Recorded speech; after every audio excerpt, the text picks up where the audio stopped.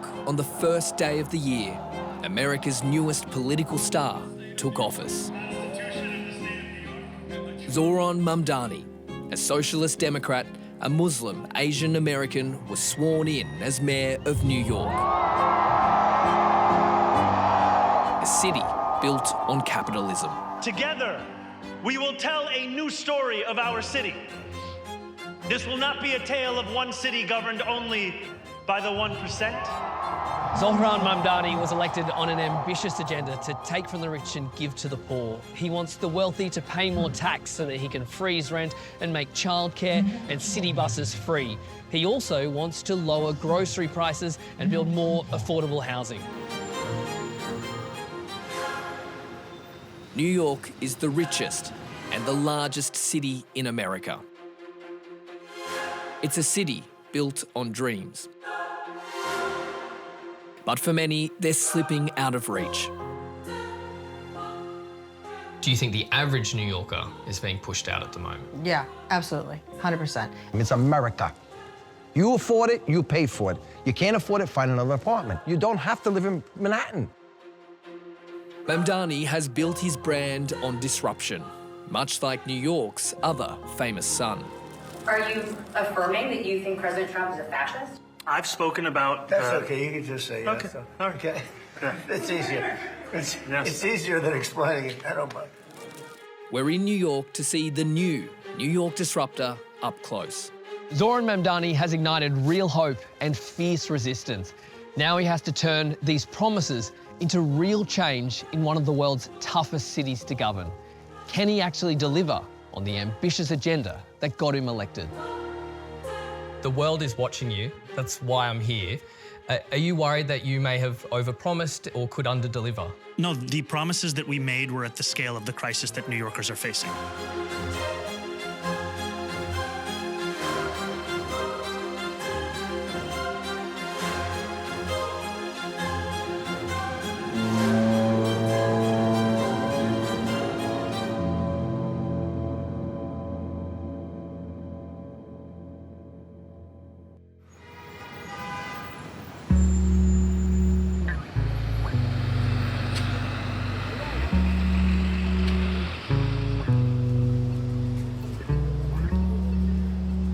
This is the Bronx, the birthplace of hip-hop and home to 1.4 million people.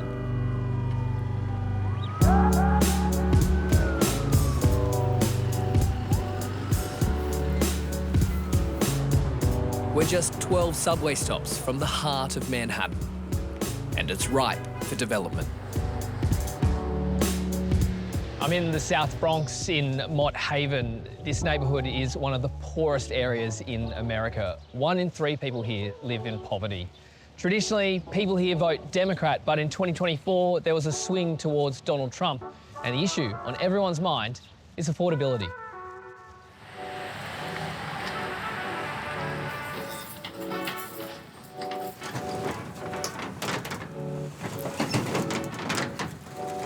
I've come to meet Brian McFadden. His family's been cutting hair in this neighbourhood for more than 60 years. It's getting harder, though, to keep the doors open.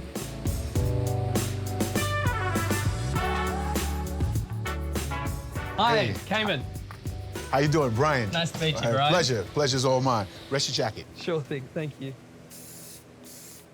How long have you been a barber? I've been a barber.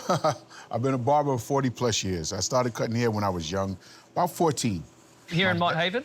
Yes, my dad was a barber. What about yourself? Like, have you seen prices for your business go up? My energy utilities over the past 20 years have grown 300%. Not 100%, 300%, where I pay almost as much for light in my store as I do for rent. I don't understand how people can, people are making it with this, but you have to, so you have to work, so that cost gets pushed on to the consumer. Yes. And haircuts, the prices of haircuts have to go up. Who would you say lives here? It's a diverse mixture now. We have Hispanic, Black, we have a lot of white people that are moving in. It's pretty good real estate if you can clean it up.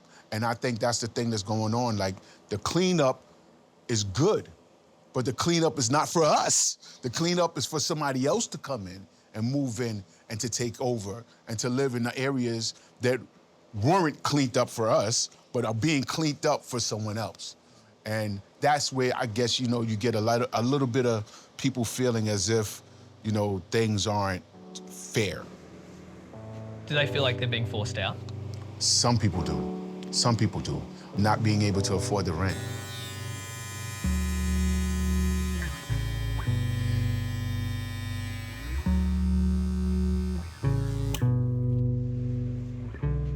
Very nice. Happy days. Yeah. Thanks, Brian. That looks great. No problem. No Happy. problem.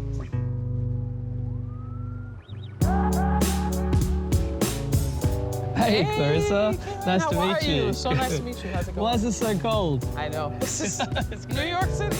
Clarissa Alietto grew up here. So this is the tale of two cities. On this side, you have the most development, right here in my haven. This is the gentrified side of the community. We have market rate luxury apartments here. Like, you get a 2-bedroom and you're paying $7,000 a month.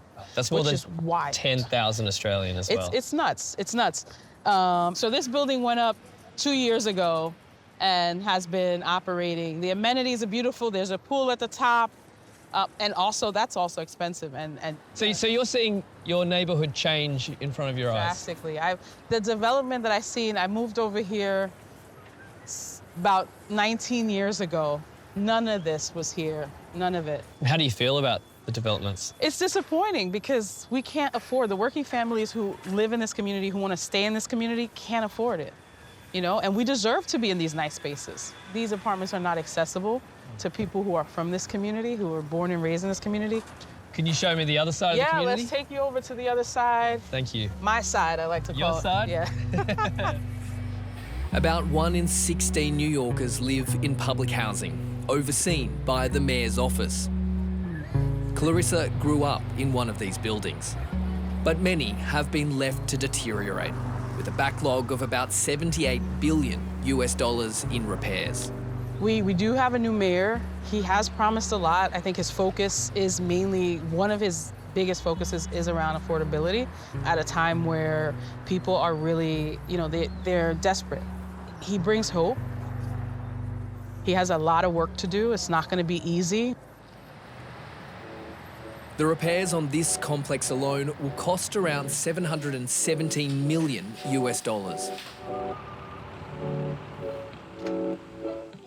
Hey, Ty. What's up? How we doing, Miss Ruth?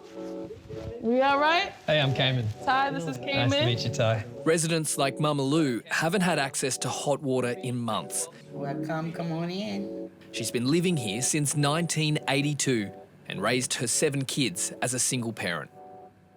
Since November, I haven't had any hot water. I had a problem with heating. There's certain things like the heat and hot water, that's my main issue right now because of the cold weather. Because we have to borrow water to take baths. We have to borrow water to do anything. How does it feel being in the richest city in the world and not having hot water, having issues with gas and heat? It don't feel good because this is New York is a city that has money to help with New York housing. If you live in New York, there's nothing you should be suffering for. Mama Lou, can I ask, did you vote for the new mayor, Zohran Mamdani? Yes, I did. Can you tell me why you voted for him? Some of the things that he said interests me. Some of the things that he said he would do interests me. So I feel like, you know, you give anybody a try, a chance. A new generation needs to be in office anyway because times are different.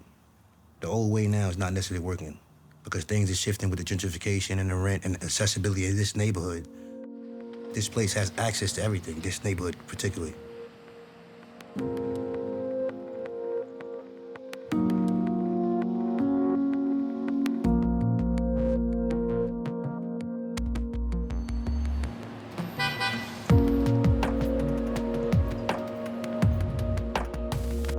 I've come to one of Mamdani's regular haunts, Sammy's Kebabs in Queens. During the campaign, stops in neighbourhood spots like this became part of Mamdani's strategy to reach everyday New Yorkers and hear their frustrations. Online and on the ground, he kept his message simple. New Yorkers are being crushed by rent and childcare. I'll make buses fast and free. So I can just get where I'm going. I'll make childcare available to all New Yorkers at no cost. I want to raise my kid in New York. And I'll freeze the rent for every single rent-stabilized tenant. His strategy worked. Mamdani fueled the highest voter turnout in nearly 60 years, becoming the youngest mayor in more than a century. The 34-year-old is a Democrat from the left wing of the party. But just a few years ago, he was a little-known state assembly member. Hi, Ross. Great to meet you. Yeah. Told this is one of the mayor's go-to spots. Yes. Ross Barkan once hired him during his own run for office. So I met him at the end of 2017, and he'd been working on another campaign that I was very excited by. You know, he has that natural charisma, which was present then. And also, you know, he was a very hard worker. I mean, very intense. You know, the joke was you came to the campaign office, you know, and I'd sit down for a few minutes and go, well, why are you sitting down? What are you doing right now? Well, he comes from privilege. He doesn't hide it. He doesn't run away from it. He's open about it. And I do think it imbues him with a certain level of confidence. You know, his mother is Mira Nair, who's a very successful film director. What appealed to him about politics is he could forge his own path. He brought a certain New York swagger. And obviously he's so good on social media, and that helped a lot. You know, his ability to appeal on TikTok and on YouTube and Instagram. You can't discount any of that. Young face, fresh face. You know, this was a change election. You know, people are really sick of their politicians. They are angry about Trump, but they're also angry at the Democrats too, and they want the system shaken up. Press conference should be starting soon. Yeah, let's head out. Should we go? Good. Yeah.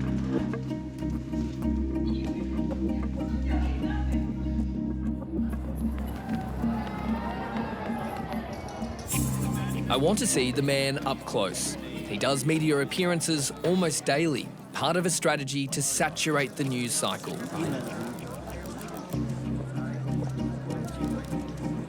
Good morning, everyone. He's in charge of a budget worth $127 billion with a brief that spans almost every part of New York City life. Thanks. Craig and then Sally. Hi, Mr. Mayor. How are you today? Hey, how's it going, Craig? It's going good. I just want to ask you... His media spokesperson chooses who gets to ask the questions, ranging from bicycle bylaws to local crime. You said as a candidate and you've reiterated as mayor that you... I'm not the only one desperate for an audience with the mayor. Thank you. Thank you. What do you worry about most for New York City? You were elected on big promises and now you've got the top job. What's keeping you up at night? You know, the number one crisis that New Yorkers are facing is a crisis of affordability. This is both the wealthiest city and the wealthiest country in the history of the world, and also one where 1 in 4 New Yorkers are living in poverty. It's the most expensive city in the United States of America. And every day I meet people who are working day and night in this city but can't even afford to live in this city any longer. And so we are constantly asking ourselves how we can address this cost of living crisis.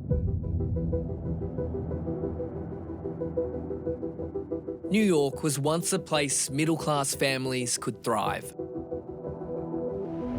Taxi! But increasingly, they're leaving. In parts of the city, rents have doubled in just 5 years. And even some six-figure earners are spending a third of their income just to keep a roof over their heads. Mamdani made appealing to families a cornerstone of his campaign, and now he's struck a deal with the state to fund it.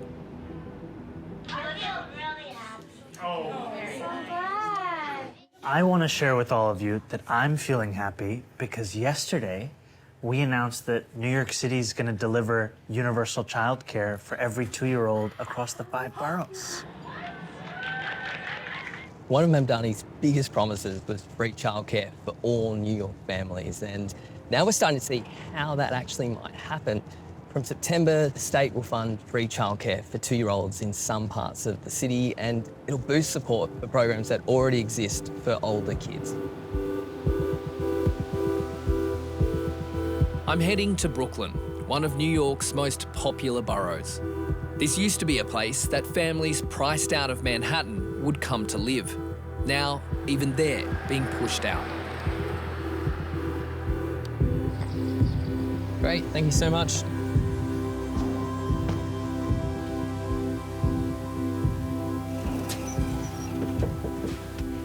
Hi, how you going? Mallory, Lovely to meet you. nice to meet you. Come on in. Thanks for having me. Yeah, we're just having breakfast. Mallory and her husband both work full-time, earning a combined income of $250,000 US a year. They've been living in this apartment for 10 years. A lot of the times we'll end up in the red.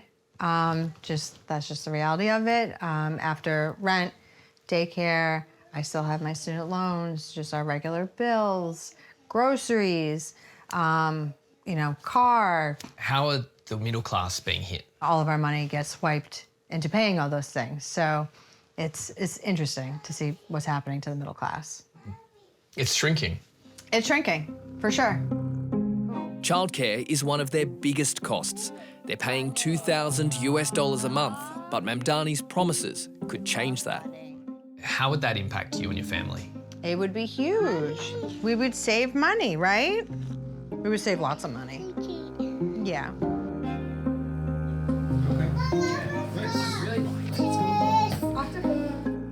Bye, love you.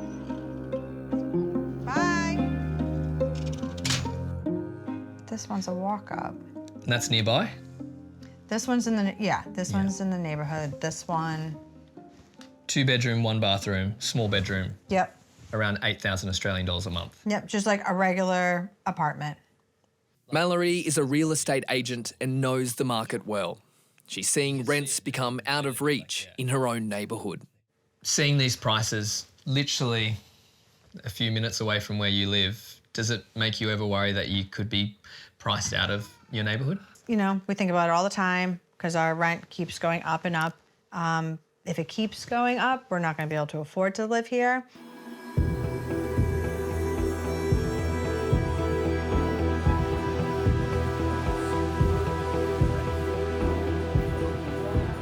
New York has some of the highest rents in the world.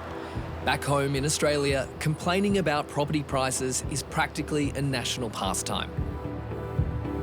But here, it's on another level. I don't even want to know how much it costs to live here. New York has 2.3 million rental apartments.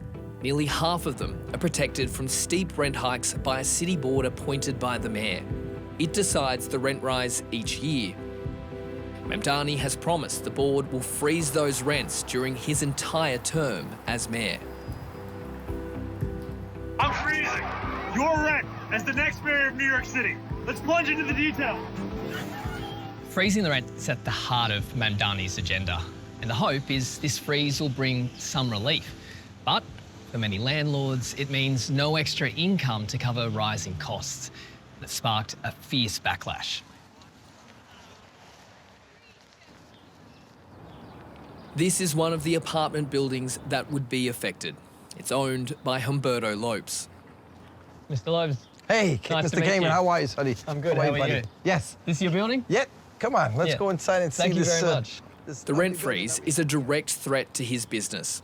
He owns more than 100 buildings across the city, and he's been mobilising hundreds of landlords to fight the freeze. We've renovated and we stuck, let's say, the $760,000 into this building. In the meantime, this property tax kept on going up and up and up. As of last year, we're at $77,000. You're paying $77,000 US dollars in property tax a year for this building? Yeah, a year. As of the last year's tax period. Right? How much rent are tenants paying here?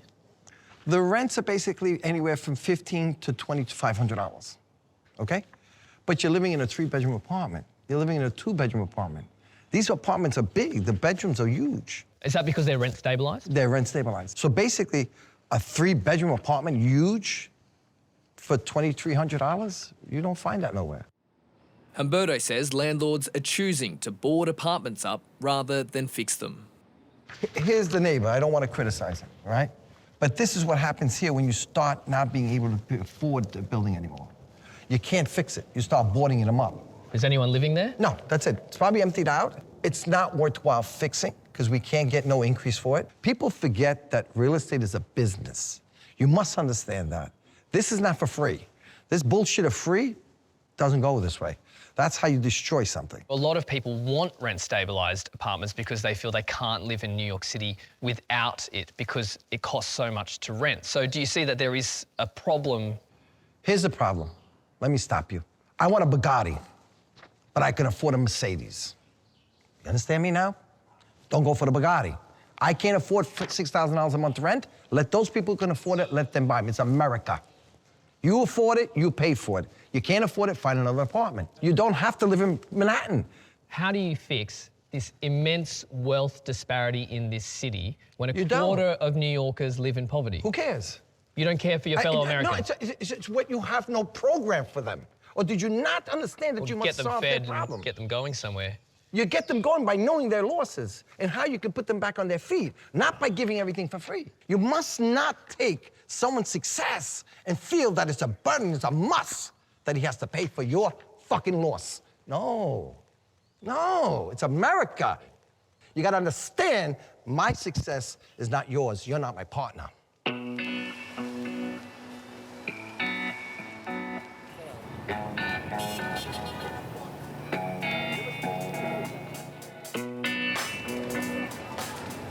The levels of wealth in New York are staggering.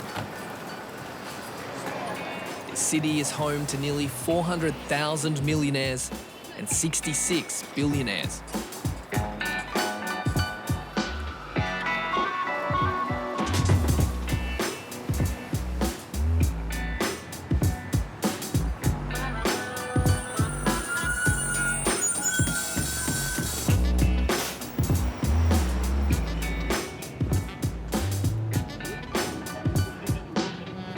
In New York City, the rich are getting richer.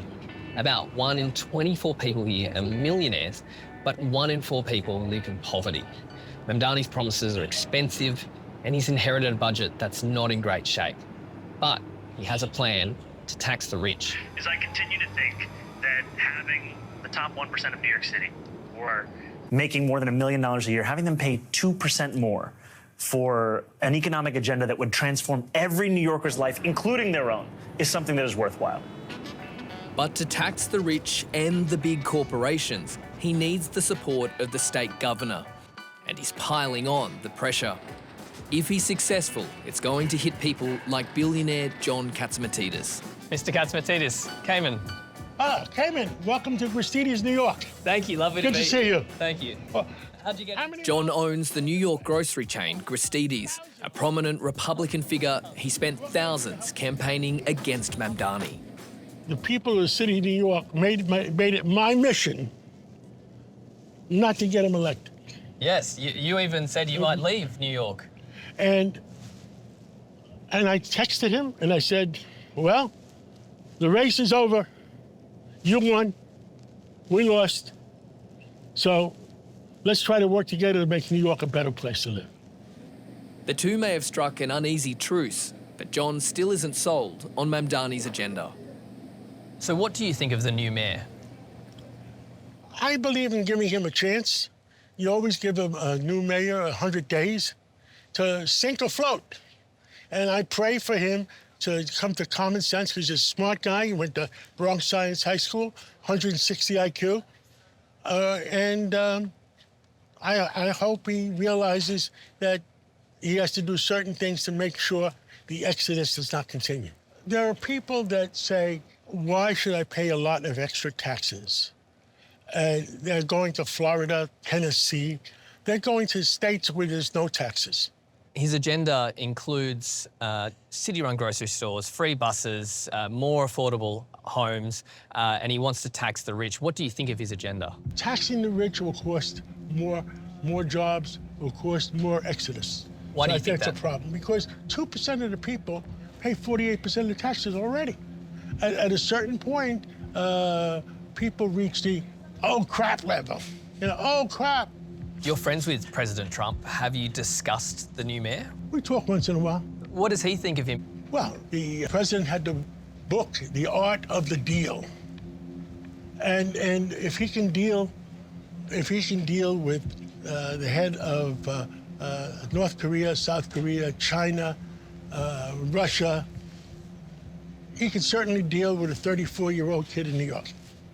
And he's a, yeah, listen, I said he's a smart kid. Let him learn.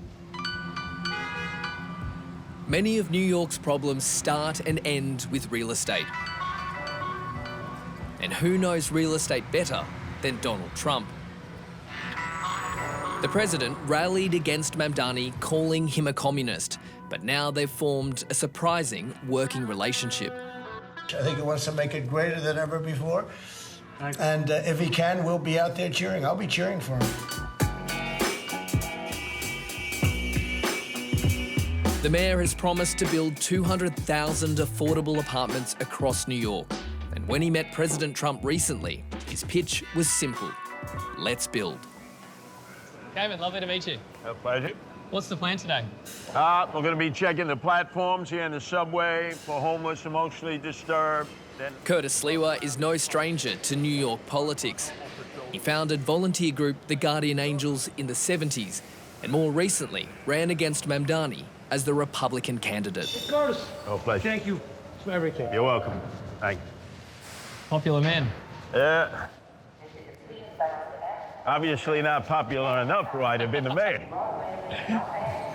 Curtis says Mamdani understood the issues many voters care about, but the new mayor has underestimated his opponents. Take care of yourself.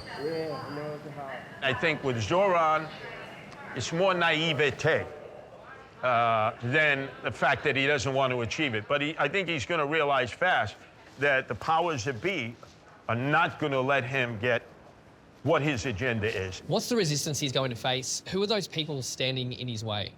It's the billionaires, the millionaires. Except if you notice, when he had his opportunity to go to the White House on November 27th after he won the election, oh, what a love fest. Even to the point where Donald Trump said, oh, you want to call me a fascist, or that's fine. See, with Donald Trump, it's all about the money. Don't ever mischaracterize that as a sincere love. He just knows that he's got to deal with Zohran Mamdani as the mayor of the city of New York. Do you think there's something at play with Mamdani wants to build a lot of housing? He wants to build a lot more real estate. President Trump was in real estate before. You see, Zohran basically signaled that he will do business with big real estate, even though they did everything to vilify him during the campaign.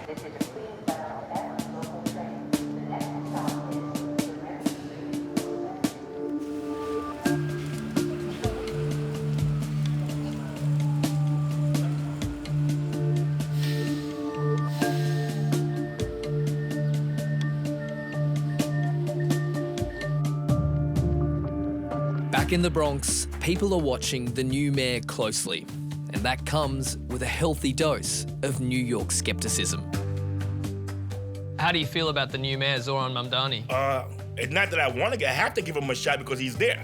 Not that I want to give him a shot, but we have to be realistic. I think that's the hope aspect. Yes. Where we actually feel like before this guy can get corrupted or tainted, maybe he can actually get something done. But it can't just be the promise. They have to deliver at some point. We know it's not going to be day one, but affordability, that has to come at some point because, that's what you ran on. Even with all the cost of living challenges, New York is still for dreamers? Yes, it is. It's just the dream has got a little bit more remote. It's not as easily obtained as people would think.